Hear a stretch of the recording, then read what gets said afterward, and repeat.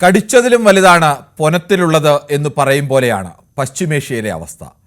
ഇതുവരെ നടത്തിയതൊന്നുമല്ല ആക്രമണത്തിൻ്റെ വലിയ തരംഗം വരാനിരിക്കുന്നതേയുള്ളൂ എന്നാണ് അമേരിക്കൻ പ്രസിഡന്റ് ഡൊണാൾഡ് ട്രംപും പിന്നാലെ ഇസ്രായേൽ പ്രധാനമന്ത്രി ബെന്യാമിൻ നെതന്യാഹുവും ഇന്ന് മുന്നറിയിപ്പ് നൽകുന്നത്.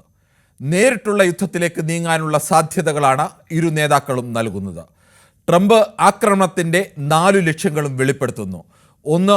ഇറാൻ്റെ മിസൈൽ ശേഷി നശിപ്പിക്കുക. 2. ഇറാൻ നാവികസേനയെ ഉന്മൂലനം ചെയ്യുക. 3. ഇറാൻ്റെ ആണവമോഹം അവസാനിപ്പിക്കുക. 4. തീവ്രവാദ ഗ്രൂപ്പുകൾക്ക് ആയുധം നൽകുന്നത് നിർത്തുക. ഒപ്പം ഇറാനിൽ ഇസ്ലാമിക ഭരണകൂടത്തിനെതിരായ കടുത്ത ആഭ്യന്തര പ്രതിഷേധങ്ങൾ കൂടി കണക്കിലെടുത്ത ഇറാനിൽ പുതിയൊരു ഭരണക്രമം സ്ഥാപിക്കും എന്നുകൂടി നെതന്യാഹു കൂട്ടിച്ചേർക്കുന്നുണ്ട്. ഇത്തരമൊരു ഘട്ടം വന്നാൽ കയ്യിലെ അവസാന ആയുധവും എടുത്ത് ഇറാൻ പ്രയോഗിക്കാം. എറിഞ്ഞ കല്ലുപോലെ പിന്നീട് ലക്ഷ്യം മാറ്റാൻ കഴിയാത്ത, തൊടുത്താൽ നിയന്ത്രണമില്ലാത്ത എണ്ണമറ്റ ബാലിസ്റ്റിക് മിസൈലുകളും ഡ്രോണുകളുമാണ് ഇറാൻ്റെ ശക്തി. ഏറെ വിദൂരമായ അമേരിക്കയ്ക്ക് ഇതിൽ പേടിക്കേണ്ടതില്ല.